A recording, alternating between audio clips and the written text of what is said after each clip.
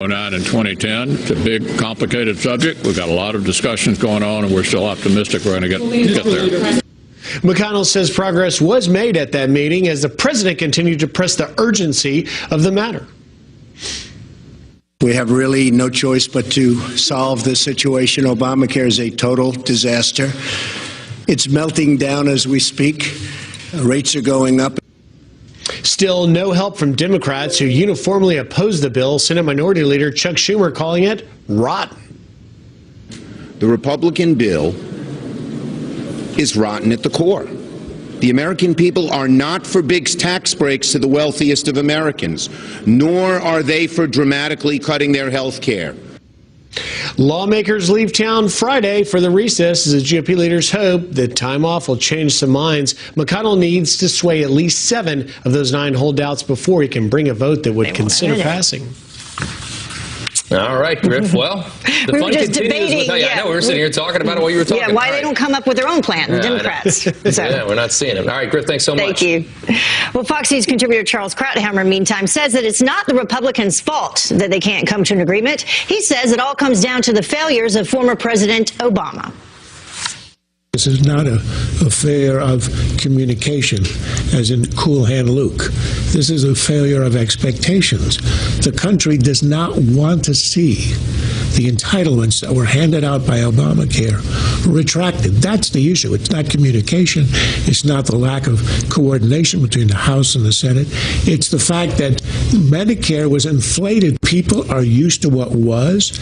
They don't want to give it back. That's the reason that Obamacare repeal is in trouble. The country is not where it was 7 years ago. It's the reason that the left usually wins, because when you hand out goodies since the New Deal, it is extremely hard to bring them back.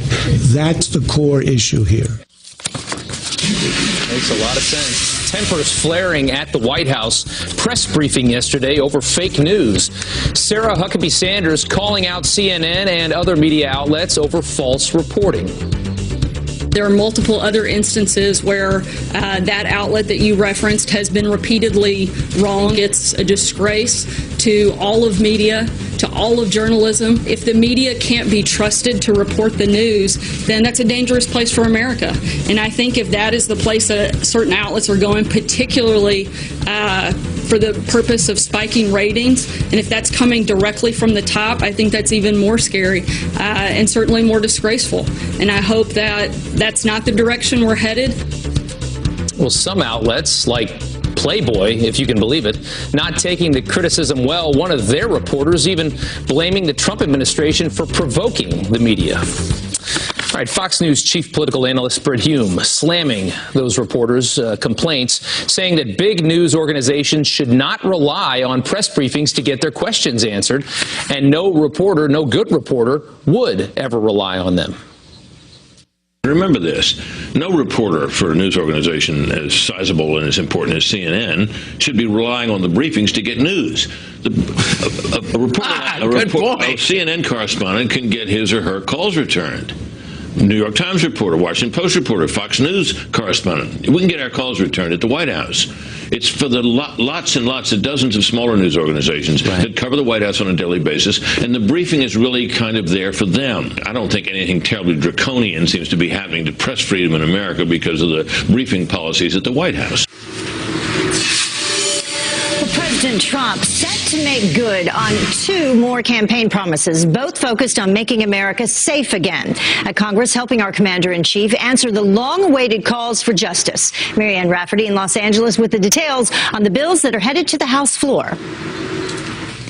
Good morning. In just hours, Republican lawmakers are taking up a pair of bills that crack down on illegal immigration. One, dubbed Kate's Law, increases penalties for immigrants who try to re-enter the U.S. after being deported.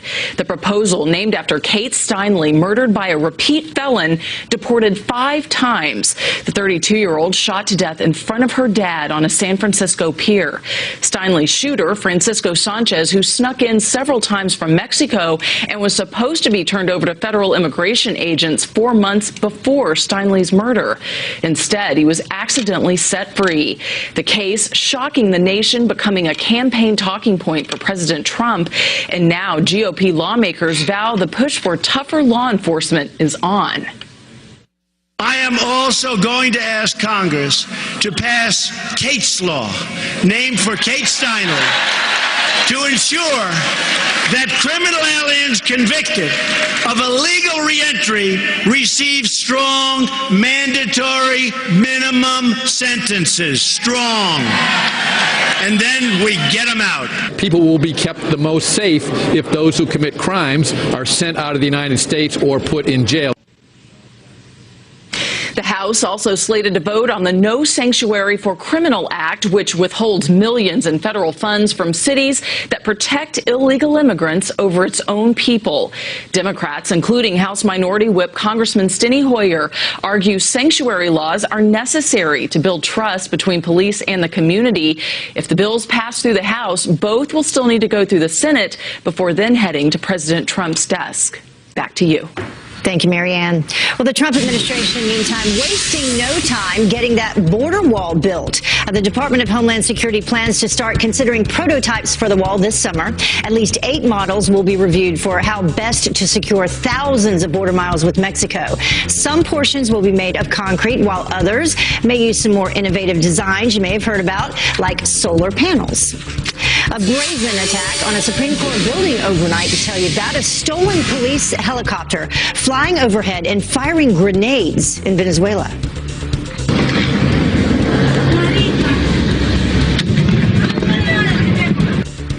Well, the nation's president is calling it a terror attack. Government officials say that a rogue police officer was flying that chopper. Violent anti-government protests have been raging for months in the socialist country, leading to dozens of deaths. President Trump turning up the pressure on China to help deal with North Korea. The White House acknowledging Beijing's failure to rein in the rogue nation and its missile program. Vice President Mike Pence calling on all allies to join in this effort. All of us must continue to step forward to work in close cooperation with one another and all of our allies and partners in the region to ensure that we bring the appropriate amount of economic and diplomatic pressure until North Korea permanently abandons its nuclear and ballistic missile programs once and for all. Well, this comes as the State Department issued a new report ranking China as the most complicit country for human trafficking. Bernie Sanders breaking his silence, calling an FBI investigation of his wife pathetic. When you go after your wife, people's wives, that is pretty pathetic. I think it's fairly pathetic that when, people are involved in public life, it's not only that they get attacked, but it's their wives and their families that get attacked.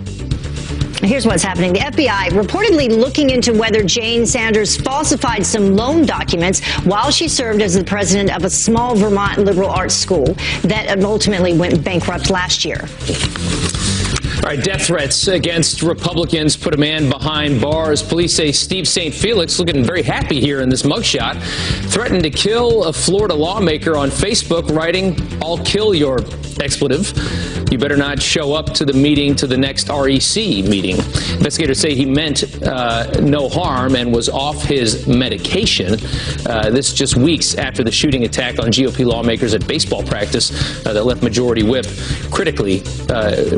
Steve Scalise, I should say, critically hurt. All right, a teenager who planned to slaughter 1,000 Americans will spend the rest of his life in prison. A North Carolina judge calling Justin Sullivan's deadly plot cold and calculated. The ISIS fanatic hoped to buy an AR-15 rifle to pull off a massacre at a concert, but his father ended up tipping off police after his son's sentencing. Rich Sullivan, the dad, a former Marine, spoke out saying, "As parents, we are not happy, but as Americans, I accept it." Sullivan also accused of murdering his neighbor and stealing money to fund his terror plot. He faces the death penalty if convicted in that case. Well, the trial for the 25-year-old government contractor accused of leaking top-secret NSA documents is set for October. The Reality winner that's what she's called, is accused of leaking a report about Russian interference in the presidential election to an online news outlet. Now, she was denied bail earlier this month after prosecutors say that they found handwritten notes about plans to join the Taliban and burn down the White House. Winner has pleaded not guilty.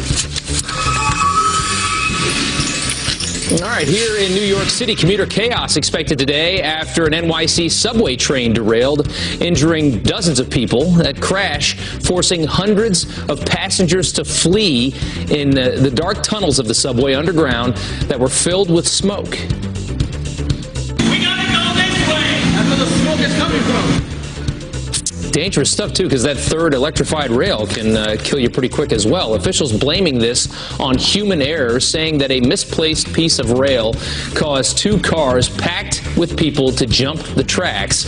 Some debris catching fire in the tunnel, forcing people to break train windows to escape and then go through the smoky tunnel in the dark to get out. At least 34 people were hurt.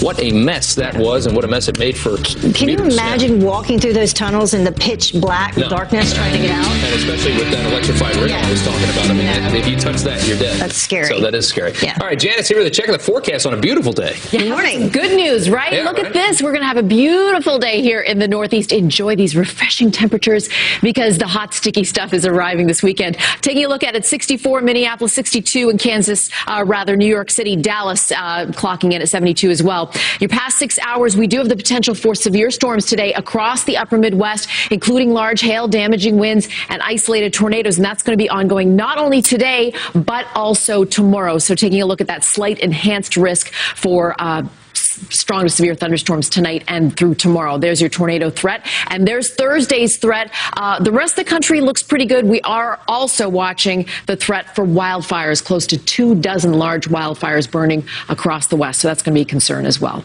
Back to you, Rob and Heather. Hot and sticky by the weekend. Yes, ma'am. Thanks anyway. That's okay. It's the 4th of July weekend. Yeah. We need some hot and sticky stuff. That's right. Yes, thanks so much. Thank You got it. All right, 12 minutes after the hour now, fake news crackdown. Anthony Scaramucci just responded to CNN's hit job piece on him, and you might never guess just how much that report could have cost the cable network. And an illegal immigrant deported 15 times, accused of getting drunk and driving into a 6-year-old boy and his family. He says it wasn't him. Welcome back. CNN's retracted report on alleged Russian collusion involving a Trump ally nearly cost the network $100 million.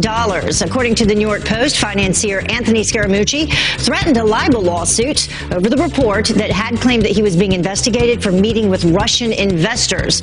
Well, Scaramucci breaking his silence about the network's retraction, tweeting this: CNN did the right thing, classy move, apology accepted, everyone makes mistakes, moving on. But then later, tweeting this meme of President Trump and Vice President Pence as Batman and Robin, saying, sorry, he can't talk right now. He's busy winning. But so is Scaramucci. He has just been named President Trump's chief strategy officer of the Export-Import Bank. And we will speak with Scaramucci tomorrow morning live on Fox and Friends. This should be a good one. All right, the mainstream media not hiding its obsession over the Russia story. A new study shows the network's evening newscast devoted more than 300 minutes, 353 minutes to be exact, to Russia over the past 5 weeks. Fighting terrorism got just 29 minutes of coverage. Obamacare repeal got 17 minutes. Economy and jobs got just 5 minutes, less than a minute on tax reform. The study also shows 1/3 of the Russia coverage was based on anonymous sources, some of which were later proved to be inaccurate. All right, The Hill's Joe Concha sounding off on the media, saying outlets are neglecting actual news that's happening in order to further their narratives on Russian collusion. 353 minutes on the evening newscast since May 17th had been committed to Russia or Comey investigation. You know how many minutes have been actually dedicated to terrorism, a very important topic that a lot of people voted on? 29 minutes, 353 versus 29. How about the economy, the #1 issue that people vote on? How Donald Trump probably got into office, considering Michigan, Wisconsin, Pennsylvania, and he had an economic message, and Hillary Clinton didn't. 5 whole minutes. How about trade? 5 whole minutes. So you say we're missing other stories? You're damn right we are. We have another story for you. A controversial Ten Commandments monument is sparking some outrage on the Arkansas Capitol grounds. The privately funded monument was originally authorized back in 2015, but it was debated for nearly 2 years on whether it was appropriate. And now that lawmakers have installed it, the ACLU plans to file a lawsuit calling it an unconstitutional endorsement of religion by the state. All right, Yale University suing the state of Connecticut over gender-neutral bathrooms. The institution plans to turn single-user restrooms into gender-neutral restrooms at its law school. According to the New Haven Register, the state building inspector's office denied that school's request for an exemption from the state building code. It does require that a certain number of bathrooms in every building do be assigned by gender. And the time now is almost 20 minutes after the top of the hour, and it is official. Apparently, the blue state is so broke, it has more than $14 billion in unpaid bills, and that is not all. That is something else. All right, Sarah Palin firing back the lawsuit that she has just filed against the New York Times. Today, a giant cyber attack hit computer systems in Russia. In a related story, Hillary Clinton just had a great week at computer camp. She had the best time. She loves it. Wants to go next year. Is that mustache real? I don't know. I'm trying to figure out the mustache more than the joke. All right, a Fox Business alert here. The United States now a victim of a major cyber attack. Yeah, hackers causing huge disruptions to companies and governments across the globe. Tracy Carrasco from our sister network, Fox Business, here with what you need to know. Good morning. Good morning, guys. Now, yesterday, a similar hack to that WannaCry hack last month called Petya hit. It appeared to target the Ukraine, where government officials and businesses reported interference to the power grid. Government offices, banks, and stores. Pharmaceutical giant Merck became the first major U.S. company impacted by the ransomware, confirming the IT on Twitter. Also, WPP, the largest advertising company in the world, confirming their systems were also breached as well. Now, computers would receive a message, then essentially all of its data was held hostage, scrambling it until a payment was made. In this case, $300 in the digital currency Bitcoin was demanded. And the spend-crazy blue state of Illinois, not going to have any lottery winners anytime soon, huh? No, you know, we told you about this the other day, that it might happen, but now it's official. The Illinois Lottery has suspended all Powerball and Mega Millions sales in the state because of the ongoing budget crisis and inability to pass a state budget. Ticket sales of Powerball with a current jackpot of $92 million will be suspended tonight. Ticket sales of Mega Millions with a current jackpot of $145 million will be suspended Friday night. The state's lottery also said that any winners of prizes exceeding $25,000 will experience a delay in payments for all games. Though it didn't say how long the delay would last, the Illinois Lottery says it has the money to pay, but winners get their checks from the state comptroller's office, which cannot legally cut checks without authorization in the budget. So not celebrating that, but celebrating July 4th coming up, and we need to know about some fireworks that are recalled. Yes, you know, if you're going to be setting off fireworks next week for the 4th of July, be careful, because 36,000 TNT red, white, and blue smoke fireworks now under recall. The fireworks can explode unexpectedly after being lit, posing burn and injury hazards. They were sold from May 2017 to June 2017 at Albertsons, Kroger, Major, Target, Walmart, and other retailers in Illinois, Ohio, Vermont, and Wisconsin. The fireworks were sold in a bag containing one red, one blue, and one white canister. Take a look at that, yeah. I'll tell you what, you got to be careful with those. I used to have bottle rocket wars with my buddies as a kid. Stupid idea. Parents, don't let your kids do that, but it was fun. All right, thanks so much, Tracy. All right, good news. If you are one of the 44 million Americans planning a 4th of July road trip, gas prices, if you haven't noticed, hitting a 17-year low for the holiday weekend. Gas is cheap. According to the Gas Buddy app, drivers will pay an average of $2.21 per gallon. Typically, prices at the pump do go up around the 4th and Memorial Day, but not this year. Usually the summertime is when they rise. Well, as if 1 billion users was not enough, 1 billion, Facebook says that they now have $2 billion. Founder Mark Zuckerberg announcing the milestone. Where else? On his Facebook page, writing this: "We're making progress connecting the world, and now let's bring the world closer together." Now, Facebook is the biggest social media network anywhere, and listen to this: it has more users than the population of any single country. It's doubled in size since 2012. Bigger than China at 1.3 billion, 2 billion. If my dad has Facebook, everybody has Facebook. That's the way I see it. My dad does too. Yeah, good point. 27 minutes after the hour, the feud between the media and the Trump administration hitting fever pitch. And what you just did is inflammatory to people all over the country. If anything has been inflamed, it's the dishonesty. In this room. And apparently that reporter thinks that his lashing out was a long time coming. We'll talk about that. And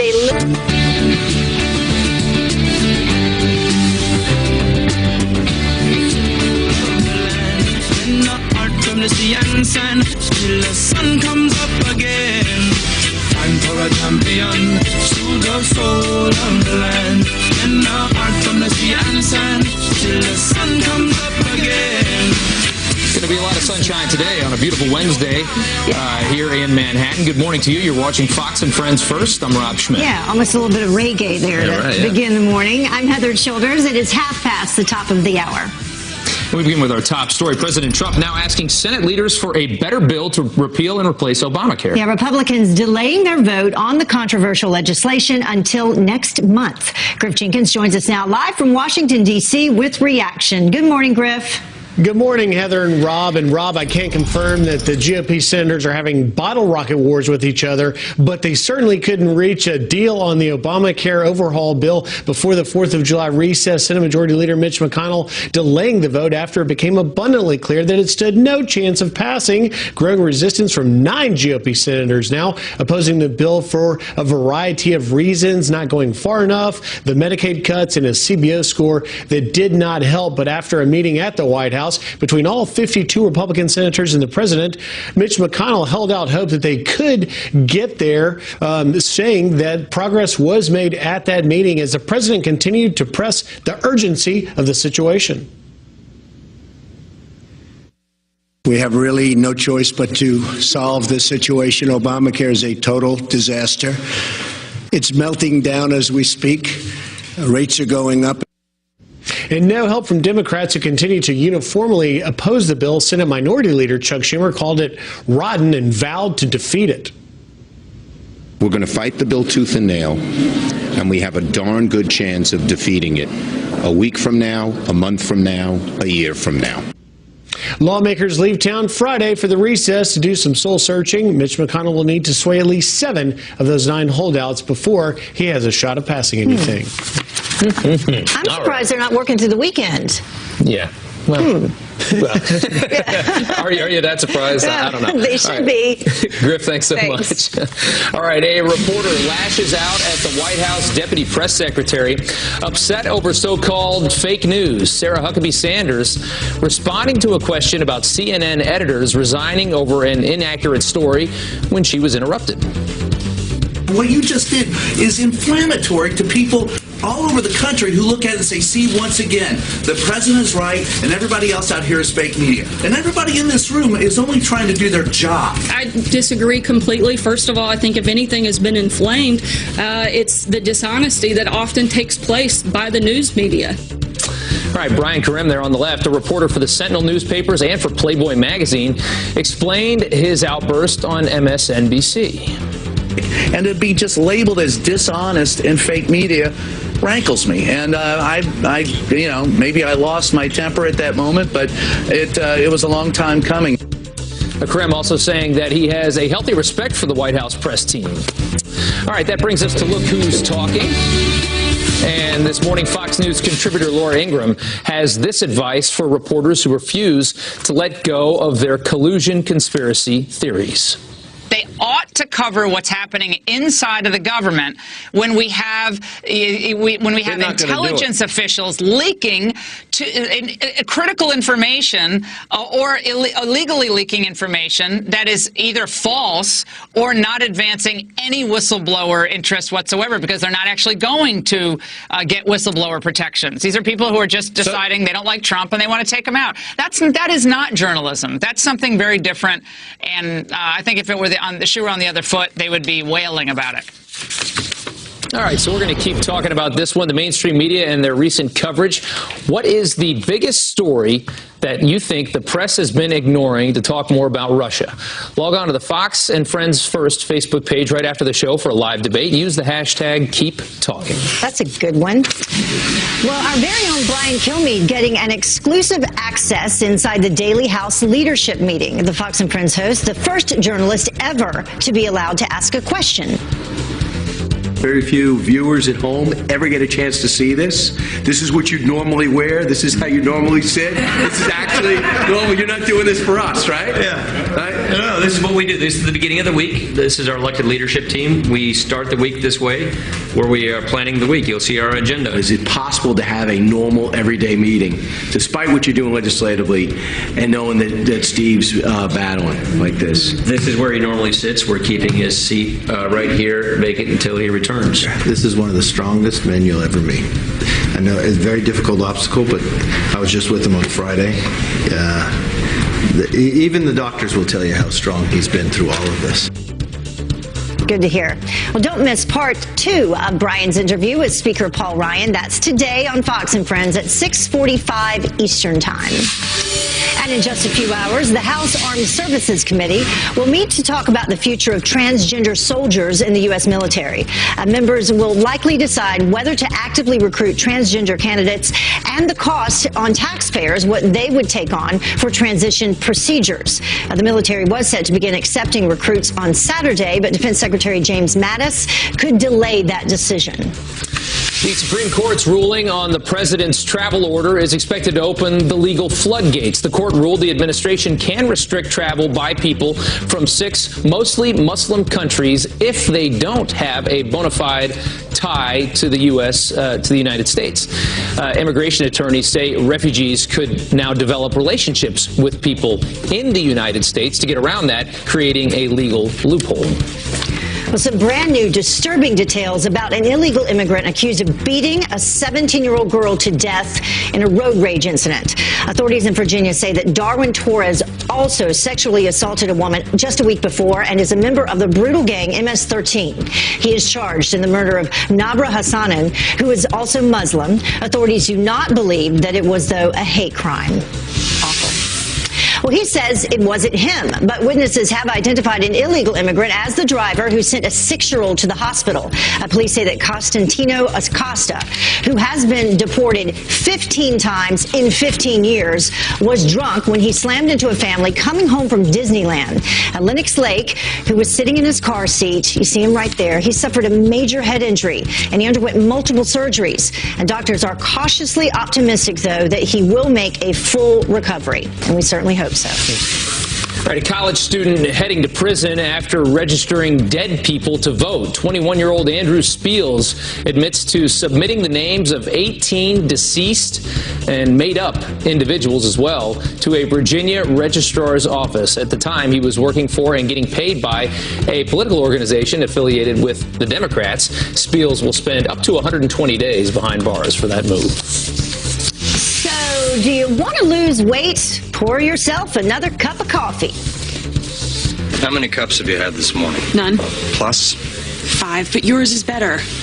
You have a problem. Yes, I do. I guess it depends how much sugar you put into it, but new research claims the caffeine in coffee helps to suppress appetites. I feel like we do that already. It also gives the body more energy to be active and burn calories. Seems very common sense. Yeah. Shouldn't put that artificial sugar in there, though. No. For sure. And I think every 3 days we have a coffee store. So there it is. The time now is about 20 minutes until the top of the hour. And some major victories for the Trump administration this week. We've told you about those. But now, if you ask the mainstream media, not according to them. Big headline here, the 22 million more people left uninsured. I don't believe in targeting Muslims. But that's right? what this does. So why aren't they covering any of the positives? Our next guest says the American people aren't stupid and they see exactly what's going on. Also, Rick Perry for press secretary? Really be straight. As straight as possible. I have no idea what you just asked. Carly Shimkus here with the podium performance everybody's talking about. I think... Well, Sarah Palin is firing back at the New York Times for trying her campaign ad or tying it to a mass shooting. That's right. Carly Shimkus with Fox News Headlines 24/7, Sirius XM 115, here with the lawsuit that Ms. Palin just filed. Yeah, today it's Sarah Palin versus the New York Times. The former Alaska governor is suing the Times over an article that linked her to the horrific shooting of then Congresswoman Gabby Giffords in 2011. So this editorial wrongfully claimed that an ad put out by Sarah Palin's Political Action Committee actually unintentionally inspired the shooter. That's not true. Now, the Times, they issued a correction a day after printing the editorial saying no such link exists. And shortly after the article was printed, Palin floated the possibility of suing. She tweeted, "Common sense suggestions by a journalist. Am talking to attorneys this morning and exploring options. By the way,